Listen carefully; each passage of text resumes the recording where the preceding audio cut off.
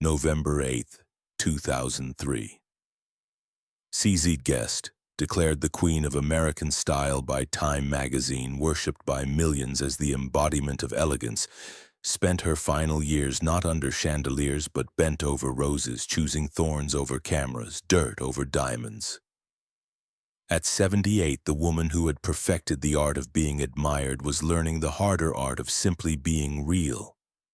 In her Templeton garden, away from the world that had made her an icon, she had finally found the only audience that mattered.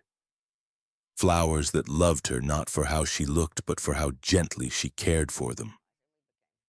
"Perfection is the loneliest mask," she had written in her private garden journal, though it would take her decades to understand the full truth of those words.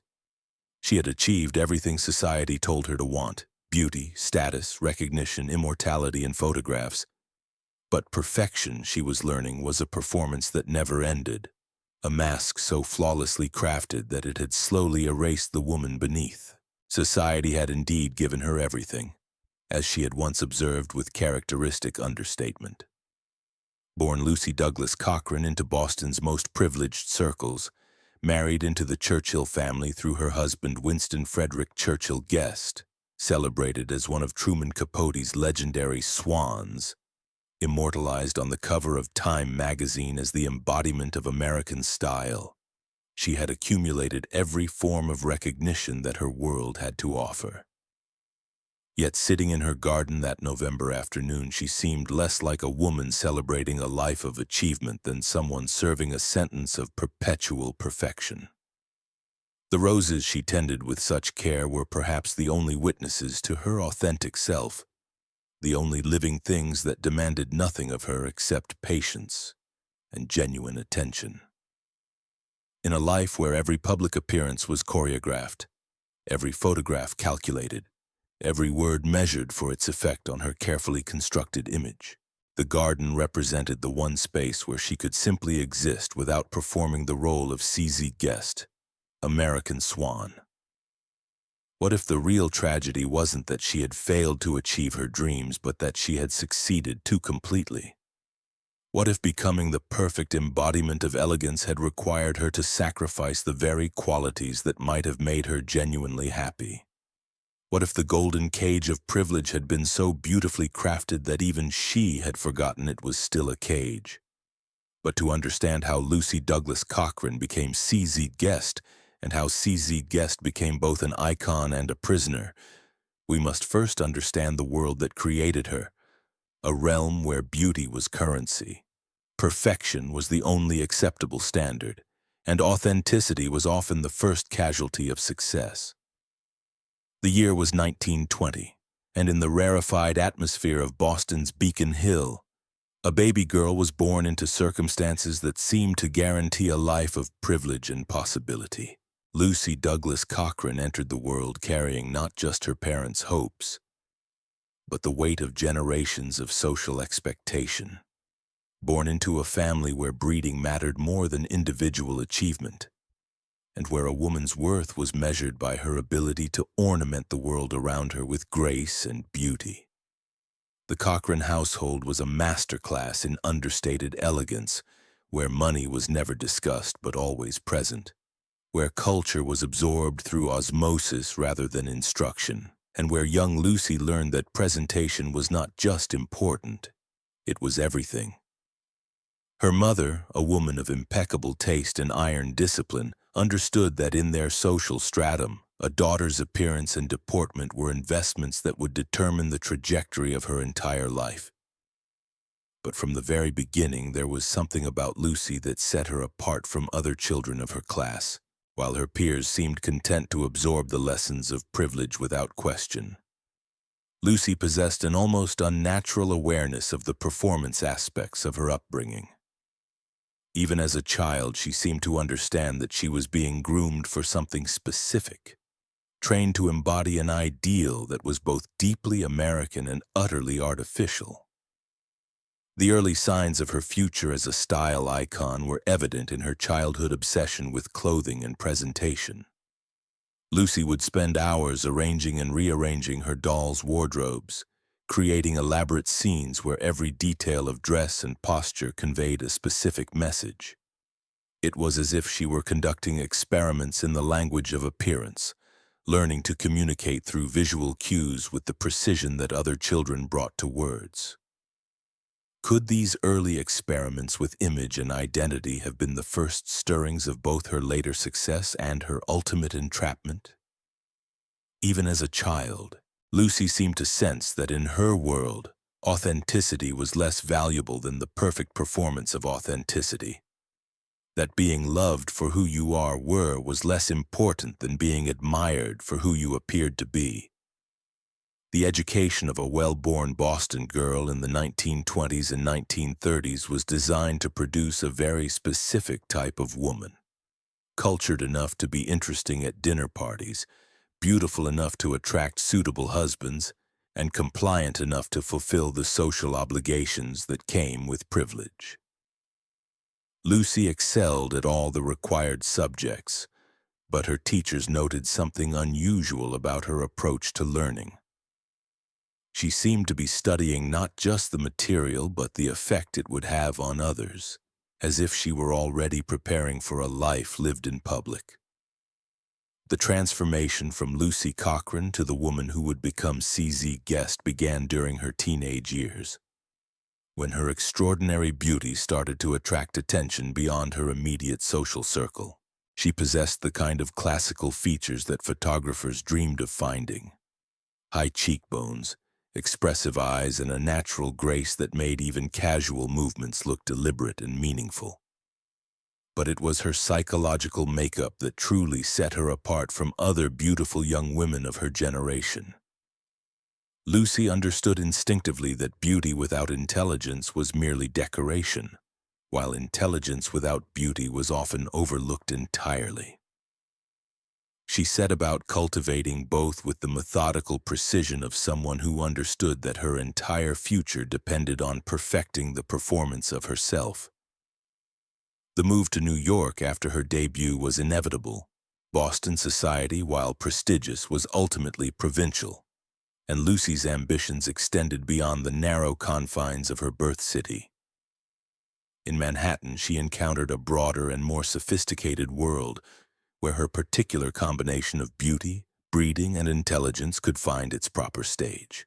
It was in New York that she met Winston Frederick Churchill Guest, a man whose name alone carried enough social weight to elevate her from merely well-born to genuinely aristocratic. The marriage was everything that society expected: beautiful, wealthy, perfectly matched in terms of background and appearance. But even the wedding photographs hint at something more complex beneath the surface perfection. While Winston looks proud and confident, Lucy's expression is harder to read, as if she were already beginning to understand the price of becoming exactly what everyone wanted her to be. The early years of their marriage established the pattern that would define the rest of CZ Guest's public life.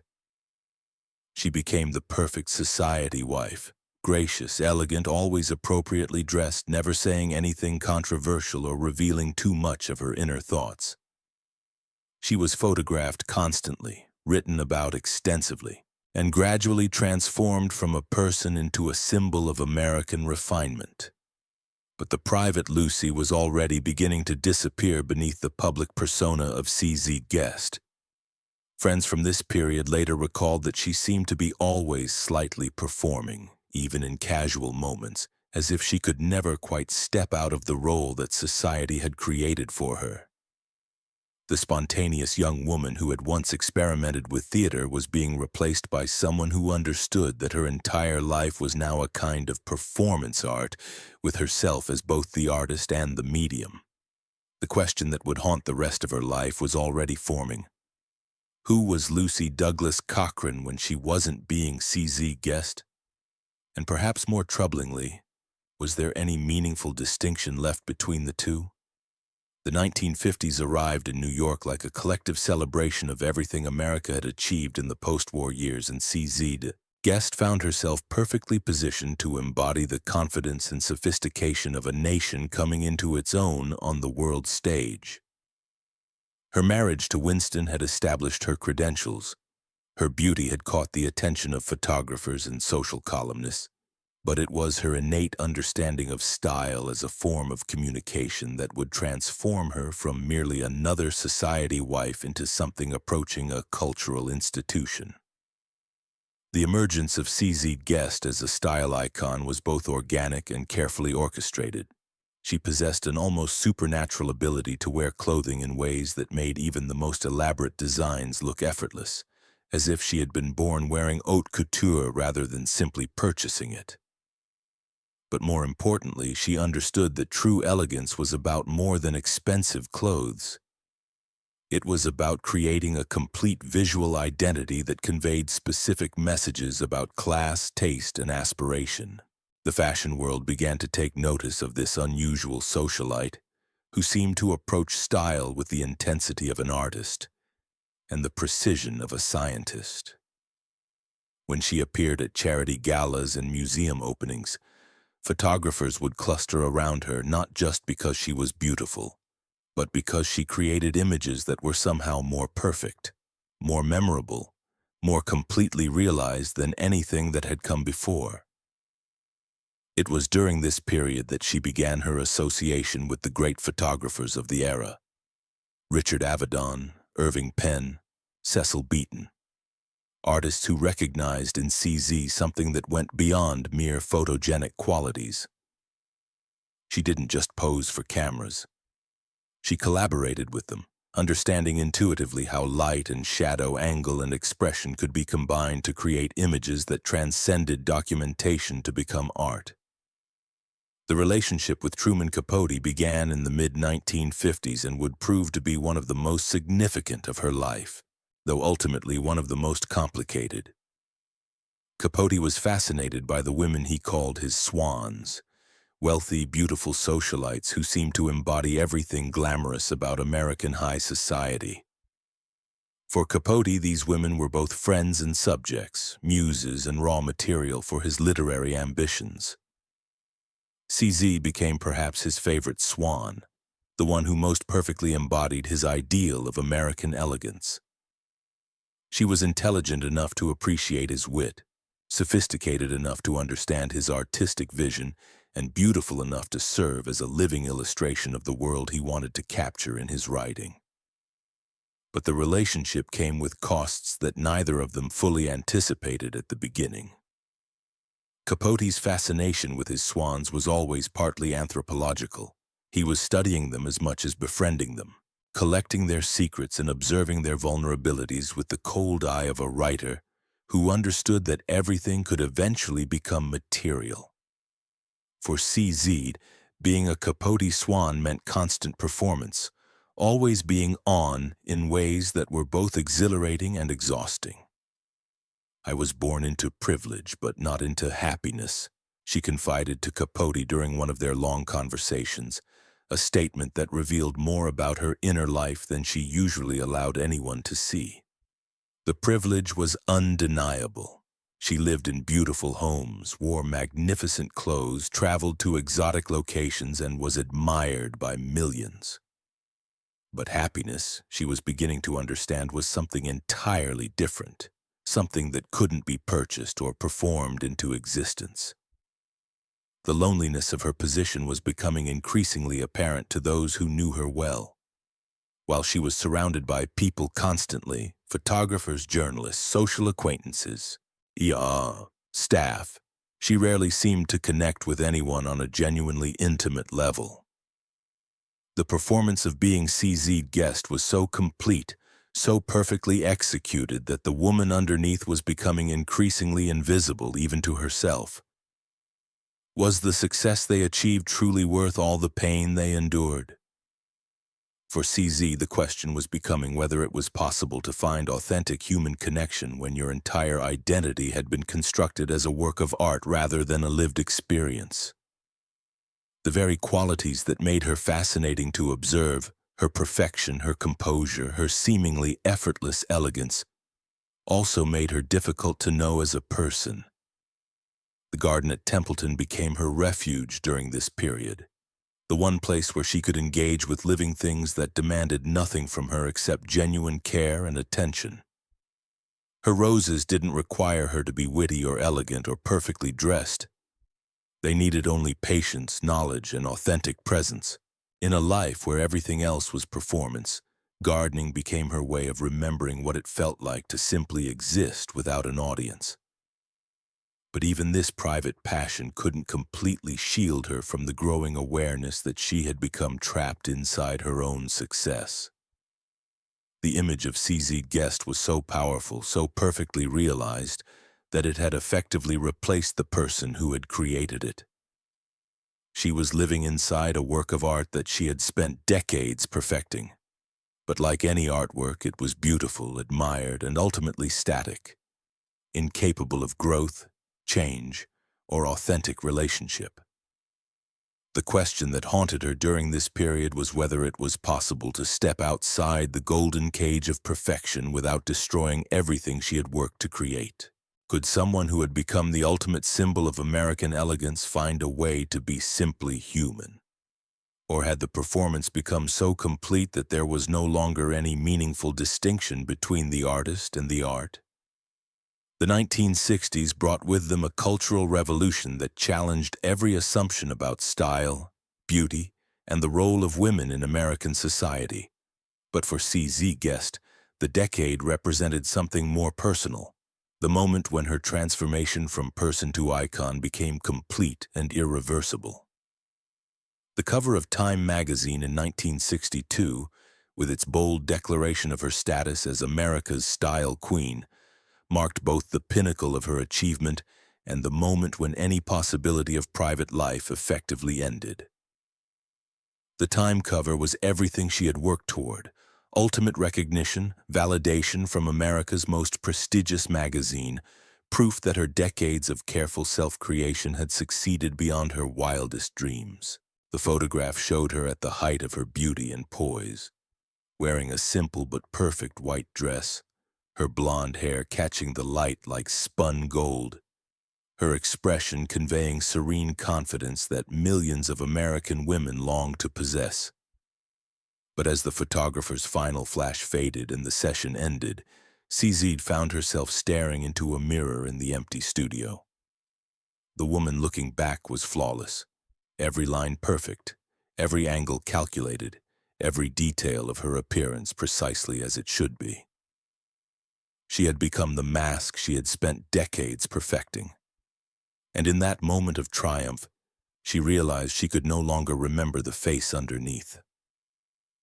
"Perfection is the loneliest mask," she would later write, understanding finally that the image on Time's cover was both her greatest achievement and her beautiful prison. The pressure to live up to her own image became overwhelming in ways that few people could understand. When you've been declared the embodiment of American style, every choice becomes a statement, every appearance a performance, every moment of imperfection a potential scandal. CZ found herself trapped inside a version of herself that was both authentic, it was based on her real qualities and achievements, and completely artificial, because it demanded a level of consistency that no human being could maintain indefinitely. The relationship with Truman Capote became more complicated during this period as his fascination with his swans began to take on darker overtones. He was working on what would become his unfinished novel, Answered Prayers, a thinly veiled portrait of high society that would expose the secrets and vulnerabilities of the very women who had trusted him with their friendship. CZ, as his favorite swan, was particularly vulnerable to this betrayal, though the full extent of it wouldn't become clear until later in the decade. Behind all that success, was there an unbearable loneliness that nobody saw? The question was becoming increasingly relevant as CZ navigated the strange territory of being famous for being herself. Unlike movie stars or musicians who could separate their public personas from their private selves, CZ Guest was expected to be CZ Guest all the time. Elegant, composed, perfectly dressed, and perfectly behaved in every context. The isolation this created was profound and largely invisible to outside observers. She was surrounded by people constantly but rarely experienced genuine intimacy with any of them. Friendships became complicated by the fact that she was always being observed, analyzed, and often envied. Romantic relationships outside her marriage were virtually impossible because any hint of scandal would destroy the carefully constructed image that had become her life's work. Even her relationship with Winston became strained by the demands of maintaining their public image as the perfect couple. Their marriage had always been as much about social positioning as romantic love, but the pressures of fame made even their private moments feel like extensions of their public performance. They lived together in beautiful homes, attended glamorous events together, and presented a united front to the world. But intimacy became increasingly difficult when every aspect of their lives was subject to public scrutiny. The garden at Templeton took on even greater significance during this period as literally the only space where CZ could exist without being observed and judged. Among her roses and vegetables, she could be clumsy, imperfect, genuinely human in ways that were impossible in any other context. The flowers and plants demanded only authentic care and attention. They couldn't be impressed by designer clothes or perfect posture. They required only genuine presence and knowledge. "Perfection is the loneliest mask," she wrote in her private garden journal during this period, revealing more about her psychological state than she had ever allowed anyone else to see. The perfection that had made her famous had also made her untouchable. Admired but not truly loved, studied but not genuinely known.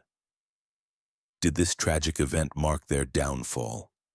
Or was it simply the tipping point of deeper problems? For CZ, the 1960s represented not a downfall but a kind of crystallization. The moment when the beautiful prison she had been building around herself finally became inescapable. She had achieved everything she had set out to accomplish.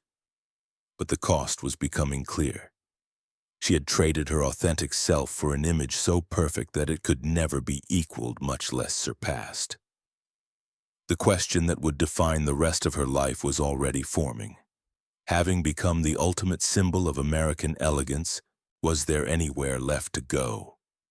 Could someone who had reached the absolute pinnacle of her chosen field find meaning and satisfaction in simply maintaining that position? Or would the rest of her life be spent serving a life sentence as the curator of her own myth? The answers to these questions would emerge gradually over the decades that followed as CZ Guest learned to live inside the beautiful cage she had spent her entire life constructing, finding what happiness she could in the small spaces where authenticity was still possible. The 1970s and 1980s found CZ Guest in the strange position of being both a living legend and a woman struggling to find meaning beyond the maintenance of her own image. The cultural upheavals of the previous decade had challenged many of the assumptions about style and society that had made her famous. But rather than making her irrelevant, the changes seemed to make her more precious. A surviving example of an approach to elegance that was increasingly rare in a world embracing casual dress and informal behavior. The role of guardian of American style was one that CZ accepted with characteristic grace, but it came with costs that were largely invisible to her admirers. Every public appearance required the same level of preparation and performance that had once felt natural, but now required enormous effort to maintain. The woman who had effortlessly embodied elegance in her 30s and 40s found herself having to work increasingly hard to maintain the standards she had set for herself. The relationship with the fashion press became more complex during this period as journalists and photographers struggled to find new ways to present someone who had already been photographed and written about extensively. CZ found herself trapped in a kind of aesthetic amber. Too perfect to ignore, but too consistent to surprise. The very reliability that made her valuable as a style icon also made her somewhat predictable as a subject. More troubling was the way that younger generations of socialites and fashion enthusiasts related to her. To them, she represented not just style, but a kind of impossibly perfect standard that seemed to belong to a different era. They admired her from a distance, but rarely sought to emulate her completely, understanding perhaps intuitively that the kind of perfection she embodied required sacrifices that they were not willing to make. The betrayal came in the pages of Esquire in 1975, when excerpts from Capote's answered prayers appeared like emotional napalm across the social world. CZ sat in her Fifth Avenue apartment, holding the magazine with trembling hands, reading intimate details of her life twisted into cruel fiction. The man who had been her closest confidant had used her secrets as material, transforming their friendship into literary ammunition. She set the magazine down carefully, her face maintaining its perfect composure even as something fundamental died behind her eyes. Truman had seen through her mask to the vulnerable woman beneath, and then he had chosen to expose that vulnerability to the world rather than protect it. The loneliness she had always felt beneath the surface of her perfect life became absolute. The end of their friendship marked the conclusion of one of the few relationships in her life that had felt genuine despite its complications. Capote had seen through her perfect exterior to the vulnerable woman beneath, but ultimately he had valued her more as literary material than as a human being. The loss left her even more isolated than before, more convinced that authentic connection was impossible for someone in her position. But it was in her garden that CZ finally learned to remove the gloves, literally and metaphorically. There, among the roses that demanded only authentic care, she would strip off her perfect Chanel gloves and plunge her hands deep into the rich, dark earth. The same hands that had been photographed in 1,000 perfect poses found their truest purpose in the dirt, nurturing life that would bloom not because it was beautiful, but because it was real. "Perfection is the loneliest mask," she wrote in her garden journals, the words taking on deeper meaning with each passing season. In the soil, she had found something that fashion photography never provided, the satisfaction of creating beauty that grew and changed, that was never finished, never perfect, but always alive. More importantly, gardening provided her with a form of creation that was entirely her own, unmediated by photographers or journalists or social expectations. The roses she bred and the gardens she designed were judged not by how well they maintained her image, but by their own inherent beauty and vitality. For perhaps the first time in her adult life, she was creating something that was valued for its own qualities rather than for what it said about her. Can anyone ever truly escape from the shadow of their darkest moments? For CZ, the question was whether it was possible to find authenticity and satisfaction within the constraints of a life that had become almost entirely performative. The answer seemed to lie not in dramatic rebellion or rejection of her past, but in the quiet cultivation of private passions that connected her to something larger than her own image. The garden journals she kept during this period reveal a woman discovering aspects of herself that had been dormant for decades. Writing about plant care and garden design, she displayed a technical knowledge and genuine enthusiasm that contrasted sharply with the careful artifice of her public persona. In describing the needs of different flowers and the challenges of creating beautiful outdoor spaces, she found a voice that was both knowledgeable and humble, expert but not pretentious. The gardening also provided her with a metaphor for understanding her own life in new ways. Just as plants required the right conditions to flourish, proper soil, adequate water, appropriate amounts of light and shadow, human beings needed environments where they could grow and develop authentically. The recognition that she had spent decades in conditions that were beautiful, but ultimately artificial, helped her understand both her achievements and her limitations. The question that would define her later years was whether the insights gained in the garden could be applied to the rest of her existence, whether someone who had learned to nurture roses and vegetables could find ways to nurture the parts of herself that had been neglected in pursuit of perfection. The final decades of CZ Guest's life unfolded with a quiet dignity that reflected both her acceptance of what she had become and her determination to find meaning within the constraints of her own legend. As the 1990s and early 2000s arrived, she found herself in the unique position of being both a historical figure, one of the last surviving examples of mid-century American elegance, and a woman still actively engaged in creating beauty through her gardening and design work. The recognition that came during this period was different from the fashion accolades of her younger years. Garden magazines featured her Templeton estate, horticultural societies sought her expertise, and younger gardeners began to recognize her as a serious practitioner rather than simply a famous dilettante. The respect she earned in this field was based on knowledge and achievement rather than image and breeding, providing a form of validation that was both new and deeply satisfying. The contrast between her two careers, if they could be called that, became increasingly apparent as she aged. The style icon had been created through performance and presentation, requiring constant maintenance and never allowing for imperfection or authentic expression. The gardener, by contrast, worked with living things that demanded genuine understanding and care, that responded to authenticity rather than artifice. Society gave me everything and it took away everything real, she reflected in one of her rare later interviews, finally articulating the price she had paid for her spectacular success as a style icon. The statement was made without bitterness, but with the clarity that comes from having lived long enough to understand the full implications of choices made decades earlier. The loneliness that had characterized much of her adult life became more pronounced as she aged, but it also became more accepted, less of a source of ongoing pain than a simple fact to be acknowledged and accommodated.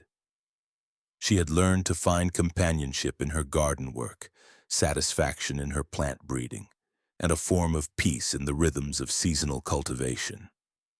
The relationship with her children and grandchildren provided some comfort during this period, though even these familial connections were complicated by her public status.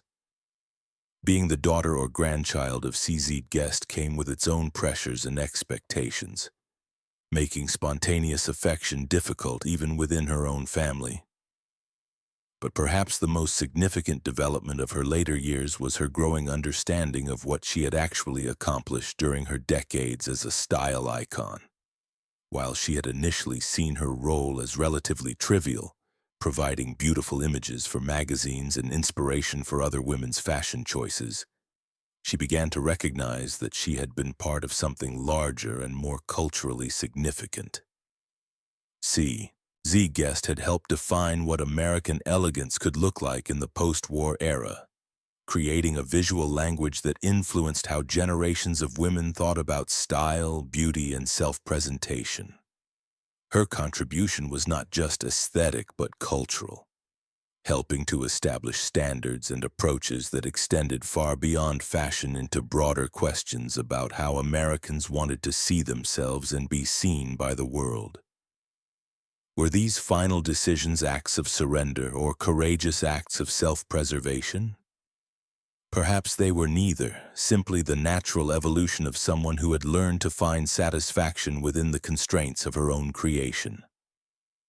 The garden work represented not an escape from her identity as CZ Guest, but an expansion of it, a way of being that incorporated both the discipline she had learned from decades of performance and the authenticity she had discovered through working with living things. The private garden journals from her final years reveal a woman who had achieved a kind of philosophical peace with the contradictions of her existence.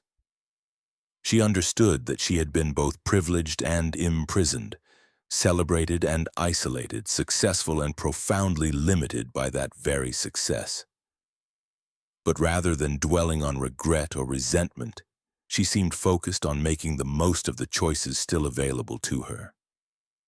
The roses she tended with such care became a metaphor for her own relationship with beauty. They required constant attention and perfect conditions to flourish, but when properly cultivated, they created something of genuine and lasting value. Like her own carefully constructed elegance, they were both natural and artificial, beautiful because of human intervention rather than despite it. When she died in November 2003, the obituaries focused primarily on her status as a style icon and social figure, but those who had known her during her gardening years understood that she had achieved something more complex and perhaps more valuable. She had found a way to be both CZ Guest and Lucy Douglas Cochran, to honor the image she had created while also nurturing the person who had created it. November 8th, 2003. The news of CZ Guest's death spread through the social and fashion worlds with the kind of reverence usually reserved for royalty, which in many ways she had been. The undisputed queen of American style whose reign had lasted for more than half a century. At 78, she had died peacefully at her beloved Templeton estate, surrounded by the gardens that had provided her with more genuine satisfaction than all the magazine covers and social triumphs of her earlier years. The obituaries that appeared in newspapers and magazines around the world struggled to capture the full complexity of what CZ Guest had represented. To the fashion press, she was the ultimate style icon, a woman whose approach to elegance had influenced generations of designers and photographers. To social historians, she was a perfect example of post-war American aristocracy, someone who had embodied the confidence and sophistication of a nation coming into its own on the world stage. But perhaps the most revealing tributes came from the gardening community, where she had found her most authentic identity during her later years. The horticultural societies and garden clubs that had benefited from her expertise recognized her as a serious practitioner whose knowledge and passion had been genuine rather than performative. In their memorials, she was praised not for her beauty or social status, but for her understanding of plant cultivation and her contributions to garden design. The contrast between these different perspectives revealed something essential about the woman herself. She had been both the perfect performance of American elegance and a genuine lover of growing things, both a carefully constructed icon and an authentic human being with real passions and expertise. The tragedy was that for most of her life, only the icon had been visible to the outside world. The funeral at St. Bartholomew's Church in New York was attended by everyone who mattered in the overlapping worlds of fashion, society, and culture. But perhaps the most moving moment came when the service was followed by a private gathering at Templeton, where a smaller group of family and close friends walked through the garden she had created and maintained for decades. Here, surrounded by the roses and flowering trees that had been her true life's work, it was possible to see beyond the image to the woman who had found a way to create beauty that had nothing to do with her own appearance. The estate itself, with its carefully planned gardens and thoughtfully designed outdoor spaces, stood as perhaps her most lasting achievement. A place where her aesthetic vision had been applied not to her own image but to the creation of environments where living things could flourish. The gardens would outlive the magazine photographs and social memories, continuing to bloom and evolve long after the woman who had planted them was gone. In the months following her death, the full scope of her influence began to emerge. Fashion designers acknowledged that their understanding of American elegance had been shaped by her example. Photographers credited her with teaching them how to capture not just beauty but character in their images. Garden designers recognized her contributions to their field and began to study her approach to outdoor space creation. But perhaps the most significant tribute came from an unexpected source. The young women who had grown up seeing her as an impossible standard of perfection began to re-examine her story and find in it something more complex and ultimately more inspiring. Her later turn to gardening, her quiet rebellion against the constraints of her own image, and her determination to find authenticity within the bounds of her circumstances, began to be seen as a form of courage rather than surrender. The mystery surrounding CZ Guest was not one of scandal or hidden secrets, but something more profound. The enigma of how someone could be both completely successful and profoundly limited by that very success. Her story raised questions about the relationship between image and identity, about the price of perfection, and about the possibility of finding authentic satisfaction within roles that society creates for us. Was their death as straightforward as reported, or were powerful hidden forces involved? In CZ Guest's case, the powerful forces were the very visible ones of privilege, beauty, and social expectation that had shaped her entire life. She had been both blessed and cursed by circumstances that had made extraordinary achievement possible while also making ordinary human satisfaction extremely difficult to attain. The woman who had once said, "Perfection is the loneliest mask," had spent her final years learning that imperfection might be the only path to genuine connection. With plants, with the earth, with the parts of herself that had been dormant for decades. She had discovered that the same hands that had been photographed wearing perfect gloves could also nurture roses, that the same aesthetic sensibility that had created flawless outfits could also design beautiful gardens. CZ Guest died as she had lived for decades, with perfect composure, surrounded by beauty. But the beauty that surrounded her at the end was different from what had defined her youth and middle age. Instead of the artificial perfection of fashion photography and social performance, she was surrounded by the living beauty of gardens that would continue to grow and change long after she was gone. She had lived as an icon of perfection and died as a woman who only wanted to be real. Her truest legacy blooms not in magazines, but in the quiet persistence of roses, proof that some things are more beautiful when they're allowed to grow wild, thorns and all. And perhaps that's the question we should all ask ourselves when the world hands us a mask of perfection. Do we wear it until we forget our own face?